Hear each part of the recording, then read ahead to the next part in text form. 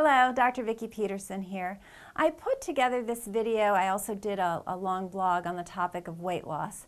And I know there's a lot of information out there, but a lot of the information kind of annoys me because it's suggesting things that don't really work. When you take speed or some kind of medication that just raises your metabolism, it works for a little while, but then what happens is Mother Nature kind of gets angry at you for speeding her up so quickly, and then your metabolism actually slows down, often lower than where it began, and you not only gain the weight back that you lost, but you gain back more. And every time you do that sort of program or you take that kind of medication or you do those types of things to your body, each time it'll get harder and harder to lose weight because your metabolism just doesn't trust you anymore because you've revved it up so many times and it's stressful to the body. And patients, everybody wants a quick fix, and I completely appreciate that. I love things that are fast as well, but I have to tell you the truth. I have to be honest and tell you that while we all want the scale to say what we want it to say, even more importantly is that we're healthy. And the problem is that obesity and ill health go hand in hand. Being overweight is associated with the major diseases that are killing us: cancer, heart disease, diabetes, autoimmune disease. Being overweight is dangerous. There's the aesthetics of it and what do I look like, but as I said, more importantly, it's what sort of disease process is this overweight creating for me. So we're talking about really how to gain optimal health in addition to a weight that we like to see on the scale, but we have to do it healthfully. So the problem with a friend of mine asked me the other day, she goes, what about this thing that you take that, you know, it doesn't allow you to absorb fat? I mean, it sounds great, right? If you feel like you've got too much fat on your body, something that, you know, takes the fat away, perfect. The problem with that is that a lot of people are overweight in this country not because they consume too much fat, but because they consume too much sugar and refined carbohydrates. And fat is very healthy and healthful for you. It would be fine if, you know, you could take some pill that said, oh, that's a bad fat, let's excrete it. That's a good fat, leave it alone. But of course, these pills are unable to make that distinction. And good fat is protecting your brain, it's keeping your hormone levels balanced, it's anti-inflammatory, and inflammation is actually the thing that's leading us towards so many degenerative diseases. So it's just not that simple. Yet in a way it is simple because we can make some simple lifestyle changes that really, really work. Do they work overnight? No. Do they work at about 1 pound to 2 pounds a week? Yeah, that's true. Now what I'm going to go over today are 10 points that I came up with that are more lifestyle oriented. What this video is not about, but what I've done a lot of videos on before, are specific things like food sensitivities and hormonal imbalance and what are good fats and what is an anti-inflammatory diet. So you can definitely look those up and see that aspect of weight loss. But today I'm going to be talking about some just simple dietary lifestyle changes that don't go into the specifics of, you know, gluten, dairy, GMO, hormones, etc., etc. Okay? So number one, as far as deciding to lose weight, is decide. And that might sound simple or it might sound silly, but making that decision, really making that decision, has got to be the first step. It's one thing saying I'd like to, it's another thing saying I'm ready and I'm gonna do it. So you have to get that steely look in your eye and say, yeah, I'm gonna make these changes. So once you've decided that, one of the easiest things to do is drink a lot more water. So what is a lot? You should take your body weight, divide that number in half, and that half, so if you were weighed 200 pounds and you divide it in half, that's 100, and you want to strive for that many ounces of water per day, 100 ounces. So that's a few glasses for sure. You want to divide it throughout the day. You only want about a glass per hour. So these are the things that you need to focus on. But this is good purified water, and it does so much to hydrate your body, help you eliminate toxins better. So I can't say enough about how important it is to drink enough water. The next point is to eat slowly. And that's something we're very bad at in this country. If you go to a restaurant, especially a fast food restaurant, or even just look at your dinner table at night with your family members, we tend to inhale our food and eat it very, very rapidly. And that's not good for several reasons. It doesn't help with digestion and assimilation of what you're eating, but also it allows us to overeat more readily because your stomach takes about 20 minutes to alert your brain that it's full. So it's not an instant process, and that's why if you eat very rapidly, you can be done and then go, oh, why did I overeat? Because your stomach feels uncomfortably full. It's because you consumed all of that in a very short period of time. So starting out your meal with sort of a deep breath, relax, and just say, okay, I'm going to take one small bite, very small bite, and really savor it and chew it up well and see how it all tastes, and you'll find not only is your enjoyment of your food going up, but you'll be able to actually eat less because you'll get that signal from your brain that your stomach has sent to your brain that it's full, and you'll feel that sooner. So it becomes much easier. It's hard to stop eating if you don't know you're full, and it's pretty easy to stop eating when you do realize you're no longer hungry.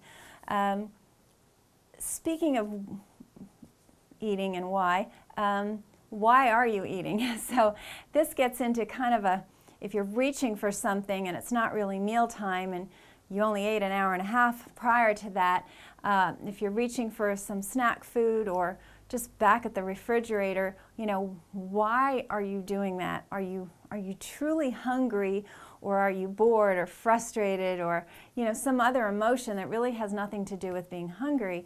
And it's a tough one, I know. Sometimes I have to play a game with myself if I'm writing, or if I'm writing a book, or I'm just on the internet researching. It's really easy to reach for that bag of nuts, or I reach for healthy things, but if I have food at the ready, sometimes I find myself reaching for it, and asking the question why is important, because often you're not hungry, truly. You're just bored or frustrated or some other emotion of what you're doing, and eating is just something to do. It's like people who smoke cigarettes, it's just a break, it's something to do. So I handle this personally. I have hot tea with a little honey.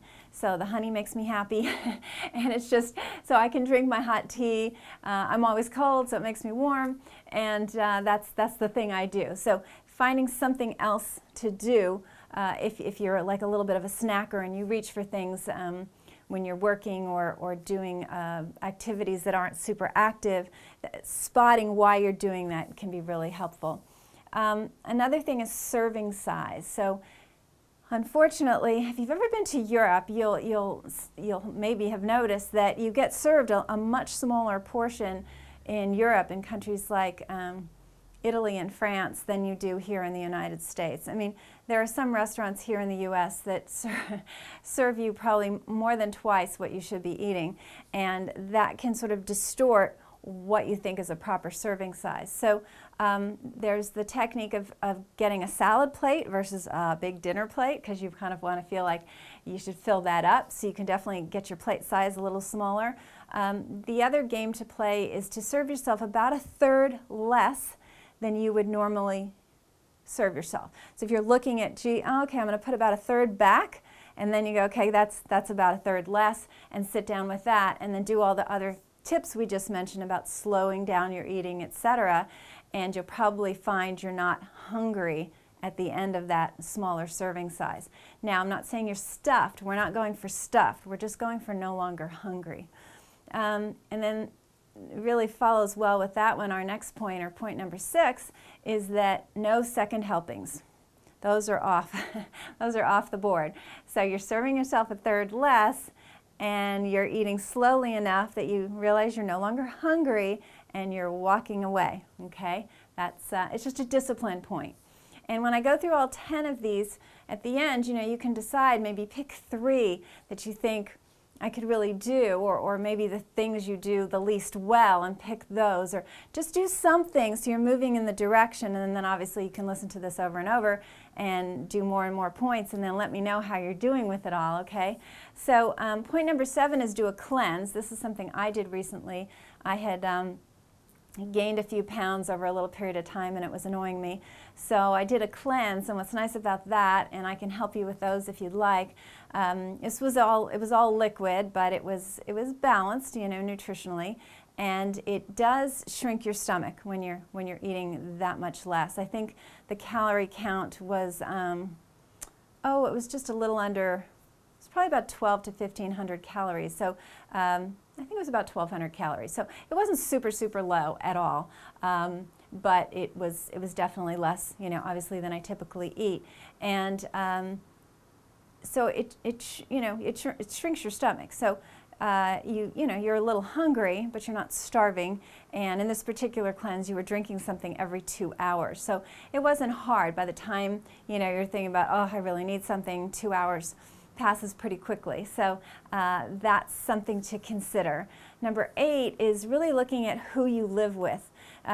If you have young children, that especially teenagers, oh my gosh. So teenagers are kind of eating machines, especially if they're boys, and they can consume a lot of food. And so sometimes if you're in a household and you're serving either, a man that has a fast metabolism or is, just outweighs you by a lot, or, you have a spouse, your wife who just exercises a ton and you don't, just different metabolisms, different ages. You want to just make that distinction of, I can't eat the way this person eats, obviously, because sometimes we can get frustrated. Well, like, look at all the food they're eating. They look great, So it is what it is. You have your metabolism, you have your age. As you get older, you can eat less. Your metabolism slows down. So just don't make yourself equal to, your teenage son, as an example.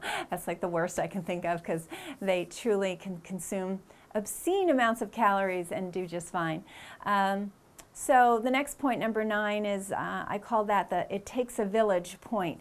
And that is simply that you really need support, So the support can either be someone who you want to embark upon this with, who really wants to do this little journey of weight loss with you, or it can also be a friend who you normally maybe, what you enjoy doing is going to an ice cream parlor together, or you tend to, go out and it's food oriented and it's not good food oriented. So you would have to tell this person, listen, I really like your friendship, but right now I'm really working on this, and so let's do something else. Let's just take a walk. Let's go shopping. Something that isn't food related, especially when this particular person kind of equals bad food. So get either support from someone, or at least support from the virtue of they're not tempting you with things. So that's very important. And then last but not least is the final point of what do you expect from this? What should you expect? So number 1, the first 3 days of any change is always the hardest, whether you're taking a food out of your diet, getting off sugar, getting off gluten, getting off dairy. That's when the cravings come, and so you have to just kind of brace yourself for that first 3 days, and maybe plan some activities that have nothing to do with food that will keep you really busy, or just, have your favorite, I keep bringing up tea and honey. My other favorite thing when I was doing the cleanse was just a hot bubble bath. It's like, okay, I'm starting to feel hungry. There's nothing else to eat today. I'm getting in a hot bath, and that's going to relax me and get me warm, and I'm just going to bed early. Just call it a day early. That was helpful for me. But think of those things that would be helpful for you, get you past those first 3 days. And after that, it gets a lot easier, and you start feeling so much better that it's easier to keep going. But I notice it in myself. Just it's kind of a daily discipline, and once again, that's probably not something you want to hear, but it just is. I kind of keep these points in my head all the time. I can definitely be a fast eater. I can definitely not drink enough water. But I look at these things every day and make sure I keep them in, and they don't fall out. And that's how I'm able to maintain, because I really try to practice what I preach. keep my weight at a good level and, you know, be the healthy person that I want all of you to be. So I hope this was helpful. I'd really love your feedback. I want you to try some of these points and tell me how it goes, and, you know, any help that you need. One thing about the clinic is we offer free consultations. So if you're local to us, you just call us at the clinic, and I'll put the number up on the screen today, and ask for a free consultation, and that's a half-an-hour consultation where we sit down and, from our viewpoint of root cause medicine, really try to help you understand where the problem's really coming from. And we're also a destination clinic, so if you live nowhere local to us, that's okay too. People come to see us from across the country and around the world, for that matter. Specifically, we have a lot of different expertises, and unfortunately they're not just being offered too much. You know, there's more researchers into the kind of work we do than actual clinicians seeing patients on a day-to-day basis. So if you're from far away, it does involve a little trip to see us, but then after that we can work with you long distance very successfully. So I wanted to offer you that today, and what's great is when you get these good habits in, you will share it with others, your children will be affected positively, and we can really make a big difference in how the world is doing, because at the moment our health really needs a lot of improvement. So it was a pleasure speaking with you, and I look forward to hearing from you soon.